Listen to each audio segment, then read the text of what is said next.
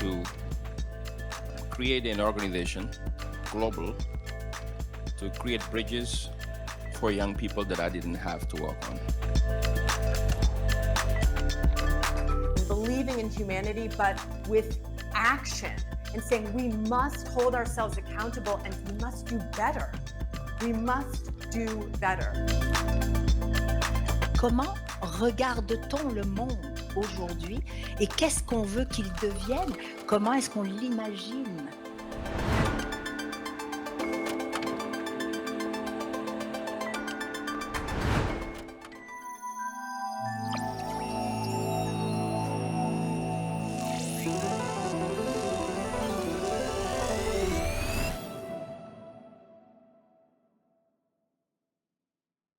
Alors, bienvenue à la dernière journée de Montréal Connect, la semaine numérique de Montréal. Mon nom est Fadoua Lapierre, je suis journaliste et j'ai la chance de collaborer avec le Printemps numérique depuis le tout début, depuis 10 ans aujourd'hui. Donc, on va débuter avec une conférence qui se nomme « Intelligence artificielle et diplomatie, qui contrôle les récits du futur ?» Une grande question qui va nous être présentée par Géraldine Buchan de XR for Heritage. Bienvenue, Géraldine.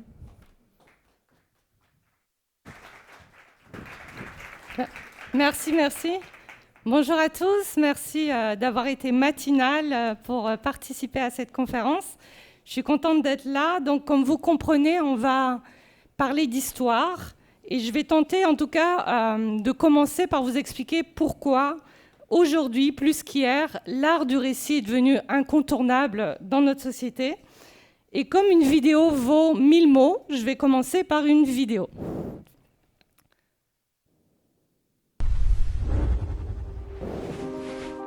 Aujourd'hui, la communication est au cœur des dynamiques d'influence dans nos sociétés modernes. Depuis leur apparition, les médias, quels qu'ils soient, se sont imposés comme des outils puissants, capables de façonner les mentalités et d'influencer les comportements, pour le meilleur comme pour le pire.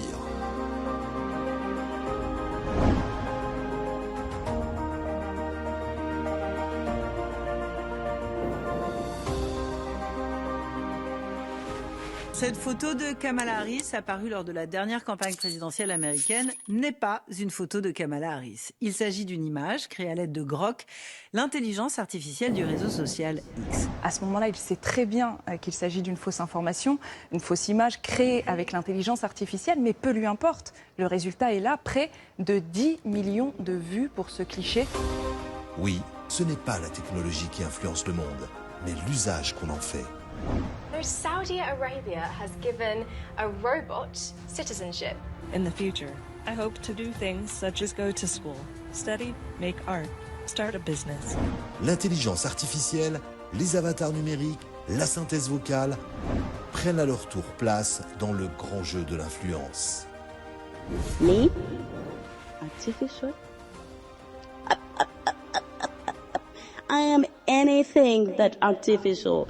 My name is Marie Poplin, a woman, a lawyer, a pioneer. In 1888, I earned my doctorate in law, the first woman in Belgium to do so. Et le monde de la diplomatie s'empare également de cette nouvelle forme de communication.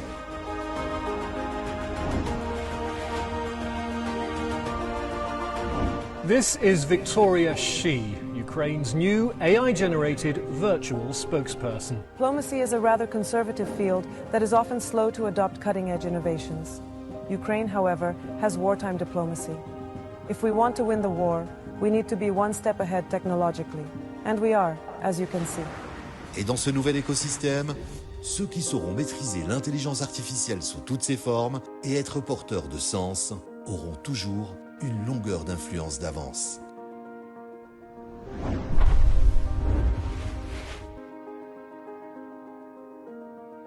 Donc maintenant que le sujet est posé, vous comprenez donc tous de quoi il est question. Je vous propose de faire un petit retour dans le passé, voyager un petit peu avec 2 étapes, car il nous faut donc des racines pour penser le futur. Et les racines du récit, ils nous renvoient au fondement de nos sociétés, parce que finalement, le récit, c'est le fondement des sociétés humaines. Alors si je remonte à l'Antiquité, Vous avez tous entendu plus ou moins parler d'Aristote, probablement, et de la rhétorique. Et l'idée, c'est déjà à l'époque de l'Antiquité, il y avait cette évidence qu'un bon récit est un redoutable outil pour façonner l'opinion, persuader, guider les comportements. Si je remonte un peu plus récemment, on peut dire qu'au début du XXe siècle, je ne sais pas qui a vu Mad Men ici, mais la série qui parle, cette fameuse série qui a fait un succès, qui parle des pionniers de la publicité qui ont mis leur talent, on va dire, au service de la société de consommation. C'était quoi leur génie? C'était d'associer les sciences de la psychologie, la persuasion, l'analyse des données et le récit. Alors, parmi eux, il y a entre autres Claude Hopkins et Édouard Bernet, qui d'ailleurs était le neveu de Sigmund Freud. Comme ça, vous voyez qu'effectivement, ça remonte à un certain temps, cet art de la persuasion. Et d'ailleurs, le concept de la manufacture du consentement est encore très actuel, on pourrait dire. La grande nouveauté, c'est qu'il a prouvé qu'il n'y avait pas besoin de force, il n'y avait pas besoin d'autorité pour transformer les mentalités, en fait. Il faut simplement créer un besoin, une habitude ou faire avancer un tabou. Donc j'ai donné un exemple. C'est vrai que début XXe siècle, les femmes qui fumaient dans l'espace public, on ne pouvait pas leur dire vous mettez de la nicotine dans les poumons. Non, c'était vous avez les torches de la liberté entre vos mains. Vous êtes suffisamment libre pour fumer. Et donc il y avait cette association. La même chose pour vendre du porc. Il y avait ce rêve du petit déjeuner américain avec le petit déjeuner avec les œufs bacon. Mais donc, ça prouve bien effectivement qu'ils ont pensé effectivement à associer psychologie et communication, ce qu'aujourd'hui, l'IA continue à faire. On a seulement multiplié l'impact de ces techniques qui remontent à un certain temps, vu que maintenant les messages sont pleinement amplifiés, l'audience est mondiale, et jamais en fait la manufacture du consentement n'avait un tel pouvoir. Donc si j'avance à présent dans le temps, je pourrais dire que, je vais reprendre ma note. Ce qui est inédit aujourd'hui, donc c'est le lien entre fiction et réalité. C'est que, par exemple, je vous ai mis un exemple là, on se retrouve avec une frontière qui n'est plus très claire. Donc, par exemple, la chanteuse que vous voyez à droite, Xania Monet, personne ne la connaît parce qu'elle n'existe pas. Mais pourtant, elle a signé un contrat de plusieurs millions avec l'industrie pour ces chansons qui ont été générées en IA.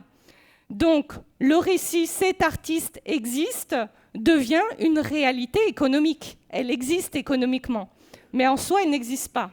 Lors du Festival du film à Zurich, ici cette année, il y a une agence qui s'appelle Particle 6 qui produit des contenus vidéo IA, qui a lancé ce qu'ils appellent son nouveau studio de talent. Donc, la fille que vous voyez au milieu, c'est Tilly Norwood, c'est une actrice IA, la première de leur studio de talent. Et donc, eux, ils la présentent comme la future Scarlett Johansson, en disant qu'elle est déjà en négociation sur des futurs films. Donc, vous imaginez que l'industrie du cinéma, les talents en chair et en os, commence à flipper. Mais donc, en tout cas, cette frontière n'est plus aussi palpable. Alors, du côté des médias, je peux également donner un exemple. Je ne l'ai pas mis ici sur le slideshow, mais ce mois-ci, sur Channel 4, donc en Angleterre, il y a une émission, un magazine qui était « Est-ce que l'IA me prendra mon travail ?» Et ce magazine, très sérieux, en fin de magazine, la présentatrice a annoncé qu'elle était elle-même une IA. Et donc, c'était justement pour illustrer on va dire, par la mise en scène, la question elle-même que finalement, ce magazine était traité par une IA. Donc, tout ça pour vous dire quoi? Pour vous dire qu'effectivement, l'évolution dans le récit, en matière d'influence, on cherche maintenant à le désigner. Le nouveau nom, c'est hypnocratie. Alors, hypnocratie, la définition, ces manières dont les médias modernes, les algorithmes et le flux continu d'informations peuvent altérer notre perception de la réalité en contournant l'esprit critique, créant une forme de transe collective. Donc ce terme est assez pertinent, et la personne qui l'a écrit, il s'appelle Janwei Xun. Mais le comble, c'est que cet auteur, il a sorti un livre avec un ami que les Québécois détestent follement, il traite de Trump, de Musk, de la fabrique du réel. Donc voilà, il a sorti son livre, fait 1000 interviews, il a été vraiment apprécié par toute on va dire toutes les critiques journalistes, pour après avoir un reveal qu'il n'existe pas. Donc c'est un éditeur italien qui a créé de toutes pièces ce personnage Janwei Xun, l'auteur, justement pour interpeller sur cette question. Et le livre, en fait, a été écrit grâce au dialogue entre un vrai philosophe et des IA. Et donc, c'était effectivement de nouveau illustrer le propos en le mettant en œuvre. Ensuite, ce sont donc, par ça, je veux dire par là que les récits, les perceptions, les vérités alternatives commencent à gouverner. On peut se rendre compte qu'une IA, un algorithme, un média, s'ils sont suffisamment performants, ils peuvent rendre un récit plausible, voire vécu, et donc imposer une version de la réalité. Ça veut dire, c'est ça la nouveauté. Avant, effectivement, le récit servait à persuader. Maintenant, le récit devient réalité. Donc, si j'avance sur ça, on arrive à aujourd'hui, comment tout ça se contraste. C'est que finalement, on se rend compte que la prochaine grande bataille, les grands enjeux d'aujourd'hui, ils ne se trouvent pas spécialement sur le champ de bataille, ni au Parlement. C'est vraiment la bataille de la vérité, du crédible, qui a la capacité d'authentifier qu'est-ce qui est vrai aujourd'hui, où est le réel. Et on rentre donc dans un monde où le récit devient fait et le fait devient récit. Et donc, quand on sait ça, on se dit, mais en fait, c'est plus seulement de la communication, on rentre dans des questions d'influence, de gouvernance. Donc, je vous ai mis de côté quelques exemples. L'image à gauche, on est en Roumanie, où cette année, ils ont lancé l'IA Ion, qui a été recrutée comme conseillère politique auprès du Premier ministre. Donc, ce n'est pas un deepfake, c'est vrai. C'est un cas inédit où la décision politique est maintenant assistée par une IA. Aussi en Albanie, c'est l'image en haut à droite. Une IA qui est nommée Diela a été nommée ministre virtuelle. Elle assume un rôle officiel dans le gouvernement. Donc, vous voyez qu'il y a un glissement. C'est plus seulement une porte-parole, comme l'exemple que j'avais mis dans la vidéo avec l'Ukraine. Ici, on parle vraiment d'une fonction publique et décisionnelle. Et donc, petit à petit, ça rentre dans des pratiques de diplomatie et d'influence. On observe plein d'exemples, je vous en ai mis plusieurs de côté. Et puis après, sur des exemples, je vais dire, moins macro. Donc, on a un député anglais qui était en campagne électorale. Il s'est dit, un argument, c'est d'être disponible pour mes électeurs 24/24. Donc, il s'est fait faire un clone IA, pour pouvoir répondre à tous ses électeurs, être plus dispo. Aux États-Unis, il y a eu un petit fait divers avec un accusé, un certain Jérôme de Weld, qui était accusé. Il s'est rendu au tribunal avec soi-disant son avocat sur un ordi.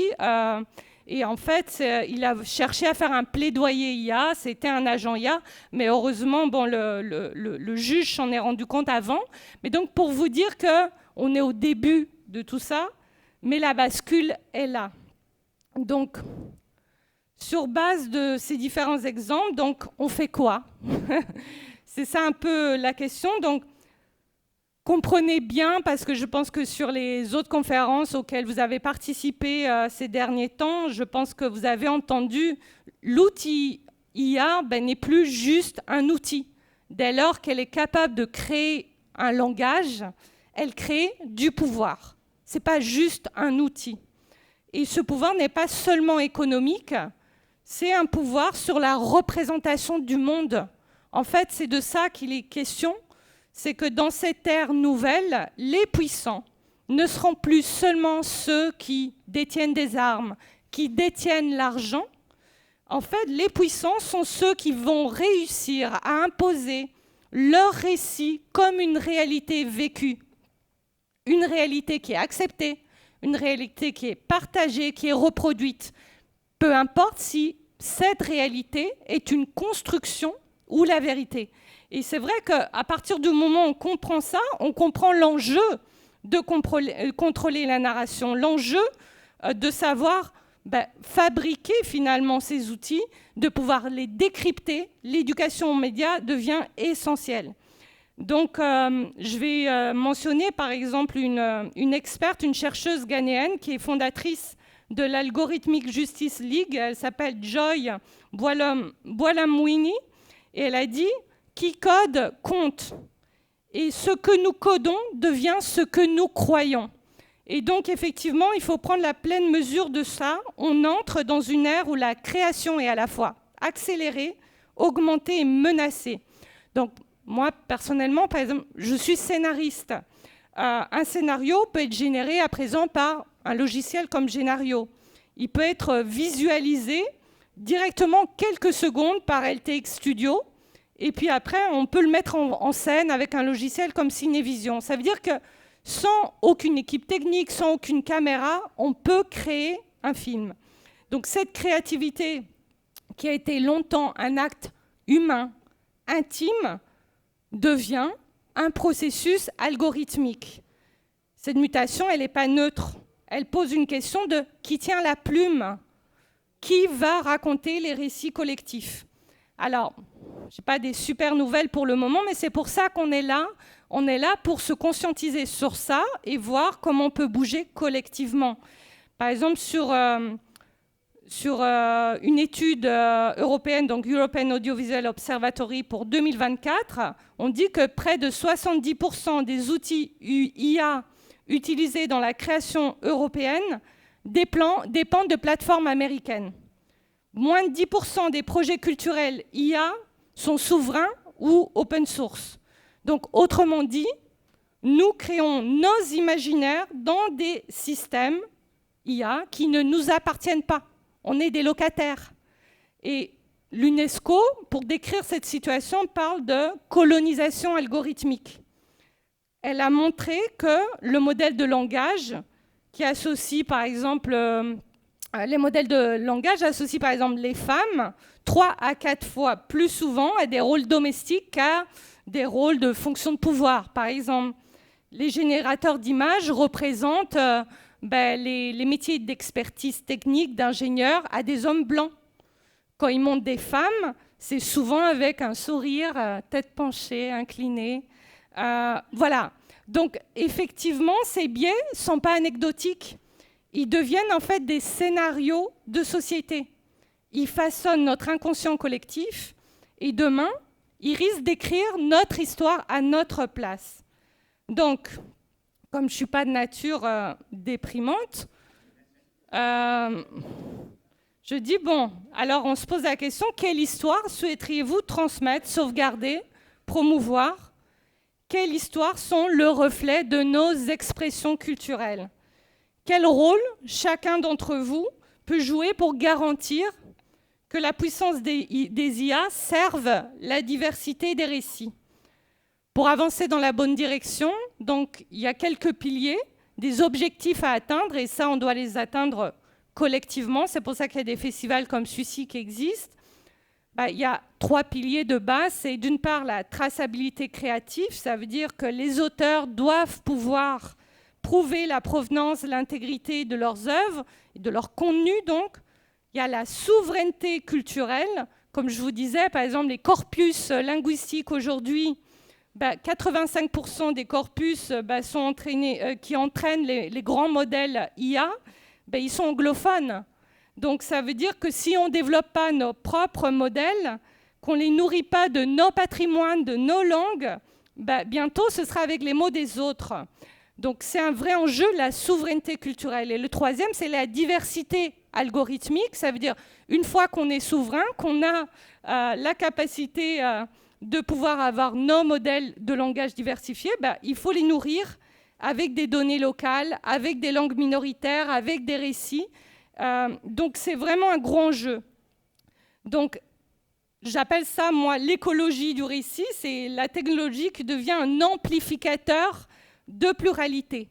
Et je pense que c'est important. Alors, chacun, je pense, à son niveau, peut faire quelque chose. Donc, je suis fondatrice d'un programme en Belgique qui s'appelle XR for Heritage, qui justement travaille là-dessus. On ne peut pas travailler sur tout.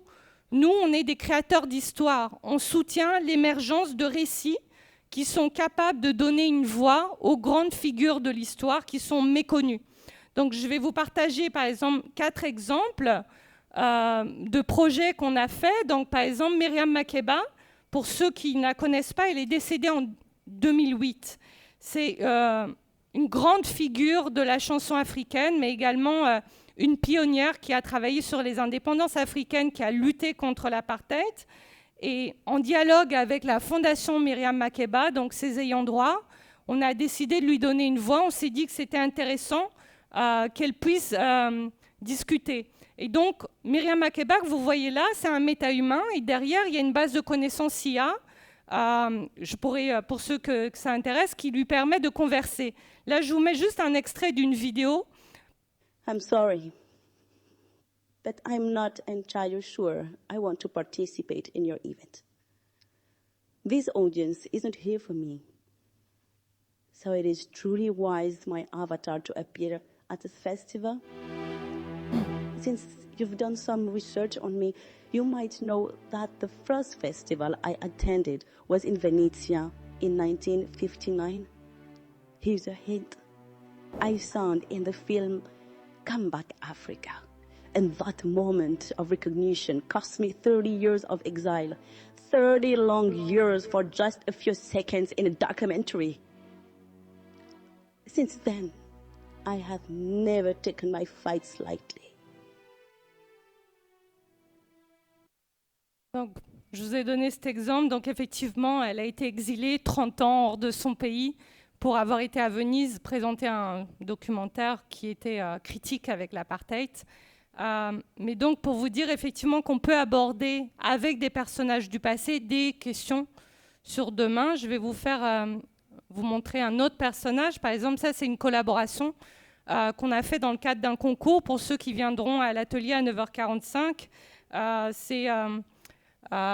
Donc la vidéo que je vais vous lancer concerne Mariam Abba, également une auteure, une féministe qui est décédée. Et là, c'est des jeunes du Sénégal qui ont décidé de lui rendre hommage pour éduquer les jeunes filles aujourd'hui aux enjeux d'égalité du genre. Le mariage forcé n'a pas disparu. Il existe encore dans sa forme la plus brutale, quand une fille est donnée sans son accord. Mais il a aussi changé de visage. Il parle plus doucement, mais il pèse tout autant. Tu attends quoi? Tu fais trop la difficile. Tes amies sont toutes mariées. On ne t'impose plus un homme d'un coup, on te pousse lentement à dire oui, et tu finis par céder. Pas par amour, par épuisement, pour faire taire les voix. Mais après la fête, après les sourires, il ne reste que toi, seul face à une vie qu'on a choisie pour toi. Et si tu souffres, on te dira d'endurer, parce que c'est ça, être une femme, paraît-il. Moi, je dis non. Chaque fille a le droit de choisir sa vie, son rythme, son destin. Un mariage sans réel consentement, qu'il soit crié ou murmuré, reste un mariage forcé. Donc ça, c'est un exemple. Ils ont gagné, d'ailleurs, le concours était soutenu par les Nations Unies Femmes à Bruxelles et cette équipe a gagné le concours. Mais c'est pour vous dire, effectivement, la force maintenant de l'IA générative, si elle est mise entre des bonnes mains, ça peut effectivement permettre à des jeunes de s'approprier le passé. J'ai 2 autres exemples. Là, ça, c'est un exemple de Bruxelles. C'est une équipe qui s'appelle Techno Family qui a donné vie à Ouda Sharawi, je le dis mal, qui est la première féministe égyptienne. Et donc là, ils ont pendant 10 semaines fait une campagne sur Instagram où elle prend la parole. Et là, par exemple, c'est une sorte de podcast. Bienvenue dans notre 2e édition spéciale, Ose comme Ouda. Aujourd'hui, une experte et une créatrice de contenu croisent leurs voix autour d'un héritage trop souvent oublié.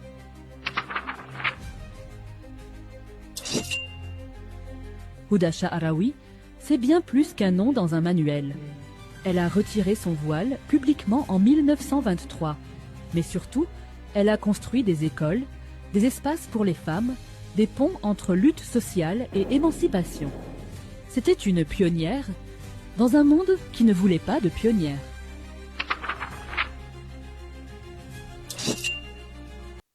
Donc, le dernier exemple, Zainab Nefzaouia, a été créé par une équipe de l'école MC à Casablanca, qui est l'école des ingénieurs, également dans le cadre d'un concours Avatar qu'on a organisé en 2025. Et ils ont raconté l'histoire donc de cette femme, Zainab Nefzaouia, qui est la cofondatrice de l'Empire almoravide et également de la ville de Marrakech. Et ils ont utilisé le format un peu soap opéra, justement pour pouvoir toucher le jeune public. After I was gone, my father said, "The house is empty now. What happened to me? Why did I let others decide my daughter's fate? And yet, I should have said, no." Fate, luck, were they really on my side? I had always dreamed of marrying a governor, a powerful man, but not like this. Not against my will. I was only an offering. At my first meeting with the Sheikh, I said, "It's me, Zainab Nefzaouia, the one we gave you as if we were offering a carpet to a guest. Everything you own is yours. But me, I don't belong to you. Can you do with the carpet what you do with your symmetry? Would you like your daughter to experience what I'm experiencing today? I'm a fruit picked prematurely in the neighbor's garden. A fruit eaten while its tree still lives on the lands of Akhmat." After a few days of calm,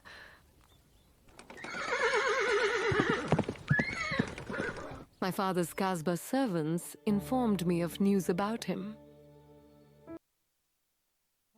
Vous voyez une idée, ça vous donnera envie peut-être de suivre la série. Mais donc, ces différents formats que je voulais vous partager pour vous montrer, effectivement, oui, on n'a pas toutes les clés, chacun individuellement, mais ces outils ont de la force, l'impact, et donc peuvent, s'ils sont bien utilisés, être mis également au service de messages importants. Donc, je vais finir la présentation en expliquant un petit peu qu'est-ce qu'on fait, nous, au niveau de XR for Heritage.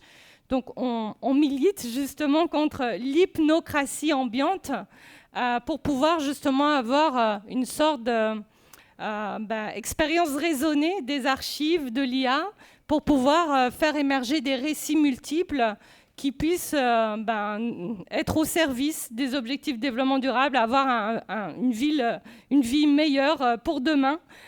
Donc, on travaille sur ça avec un réseau de créateurs, de fournisseurs de solutions, mais également différentes institutions. Donc, par rapport à ça, nos moyens d'action, donc, par exemple, on vient de s'allier avec le FARI, qui est à Bruxelles, qui est la réunion entre deux universités, l'ULB et la VUB, qui ont un centre de l'IA pour le bien commun. Et donc, on vient de lancer une formation avec eux sur l'IA et la diplomatie en collaboration avec la plateforme de l'Académie de la diplomatie qui réunit des ambassadeurs, des influenceurs européens et africains pour justement imaginer comment on peut impacter les récits. Ensuite, l'autre point sur lequel je voulais conclure, c'est que tout ce travail en fait repose sur une communauté, parce qu'en fait c'est par le dialogue, par la pratique qu'on essaye d'encadrer ça. Et on a un festival annuel qui est partenaire de Printemps numérique. Et d'ailleurs, c'est grâce à cette collaboration qu'il a vu le jour, vu que c'était lors du Printemps numérique 2024 à Bruxelles qu'on a fait notre première édition, Invisible Festival. Donc là, on arrive à la 3e édition en mars. C'est un festival d'IA et d'art augmenté qui met en lumière les invisibles de l'histoire. C'est ça le concept. Et pour cette prochaine édition, ce sera l'année internationale du volontariat pour les Nations Unies. Et donc, on va travailler sur les volontaires numériques qui veulent justement mettre leur talent au service des archives méconnues, oubliées, travailler sur les biais de connaissances et tout ça, avec cette année un focus sur les femmes scientifiques. On va mettre en valeur les femmes dans les sciences. Donc voilà, je pense qu'il me reste à peine 1 minute pour les questions-réponses. Merci beaucoup pour votre présence, votre attention. Donc je me tourne vers vous pour voir si vous avez des questions. Super. Les questions parce Génial. Que c'était tellement intéressant. Est-ce qu'il y a des questions dans la salle? Oui, on peut avoir le micro.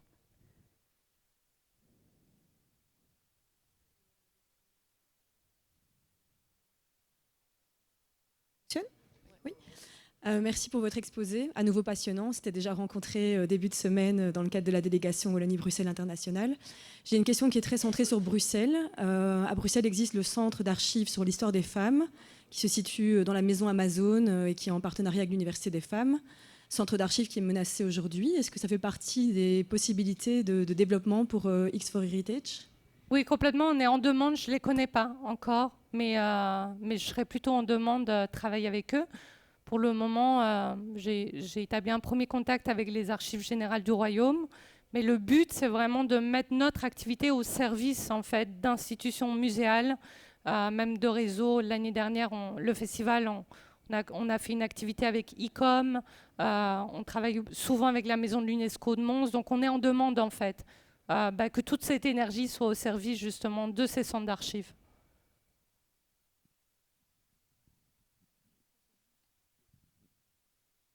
Bonjour, je prendrai contact avec vous après. Je représente une région française ici. Je viens pour les sujets IA, mais aussi de partenariat. Une question qui me taraude, parce qu'elle est transverse à peu près à tous les ateliers, c'est la question de l'importance de la réglementation, du cadre légal de tout ça.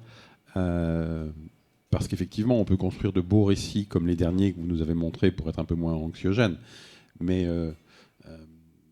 s'il n'y a aucune règle, en vérité, c'est ceux qui auront la capacité à produire les récits les plus puissants, les plus visibles, qui s'imposeront, comme vous l'avez dit, si les bases de réflexion, si les LLM sont fondées sur des référentiels culturels qui ne correspondent pas à ceux des différents États, ça va être l'effet Hollywood, puissance X milliards. On vit plutôt bien l'effet Hollywood, d'ailleurs, on s'en est pas extrêmement plaint en Occident. Mais donc, est-ce qu'il y a pour vous un sujet de réglementation mondiale à poser, à faire avancer? Est-ce qu'il existe et où en est-il? Oui, complètement. En fait, nous, à notre échelle, on fait partie de réseaux qui ont cette capacité de réguler. Donc, par exemple, ici, dans le cadre de Printemps numérique, j'étais dans le panel de l'AFRIA, par exemple, qui travaille sur les enjeux de l'IA francophone à l'échelle monde, mais aussi avec un focus Afrique. Eux viennent de faire des partenariats et ils travaillent justement sur les recommandations, les garde-fous. Donc, nous, on s'inscrit plutôt à les soutenir et à travailler en collaboration. On est membre également de Women in Tech qui fait un gros lobby sur ces questions. Je suis moi-même curatrice de United XR Europe qui s'appelait Stereopsia avant, mais qui est le forum européen de la XR, qui travaille avec toutes les autorités européennes sur ces questions de régulation. Donc on pourrait dire que ce n'est pas la raison sociale de mon activité, parce que nous sommes des raconteurs d'histoire, on vient du livre, de la télé, mais par contre, on soutient, à travers le festival principalement, le fait que le débat ait lieu et qu'on puisse progressivement justement défendre surtout la place des ayants droit. Je vous parlais de Myriam Makeba. Par exemple, c'était important pour nous de travailler directement avec la Fondation Myriam Makeba. Donc pouvoir voir comment être fidèle à ses batailles, à défendre sa réputation. Mais donc ça, c'est une question éthique dans notre chef. Tout ce qui est écosystème, on doit s'allier avec des réseaux qui sont plus grands que nous pour le faire.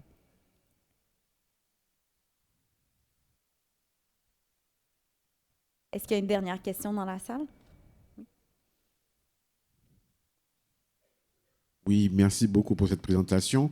Du coup, comment on peut vous aider, participer et s'embarquer dans cette aventure? J'adore ta question.